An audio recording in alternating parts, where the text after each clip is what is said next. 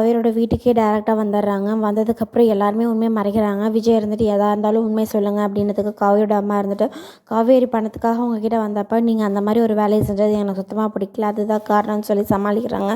ஆனால் விஜய் அதை நம்புற மாதிரி இல்லை இதெல்லாம் தாண்டி வேறு ஏதோ நடந்திருக்கு, யாராச்சும் உண்மையை சொல்லுங்கள், பாட்டி நீங்களாச்சும் சொல்லுங்கன்னு சொல்கிறாரு. அந்த டைமில் பாட்டி இருந்துட்டு எல்லாத்துக்கும் காரணம் உங்கள் அம்மா, உங்கள் சித்தியும் உங்கள் பாட்டியும் தான் அப்படின்னு சொல்லிடுறாங்க. எல்லோரும் பாட்டியை வந்து ஆஃப் பண்ண பார்க்குறாங்க. ஆனால் விஜய் இருந்துட்டு யாரும் பேசக்கூடாது, எதாக இருந்தாலும் உண்மை சொல்லுங்கன்றாங்க. காவேரியோட அம்மா இருந்துட்டு முன் வந்து நானே எல்லாத்தையும் சொல்லிடுறேன் அப்படின்னு சொல்கிறாங்க.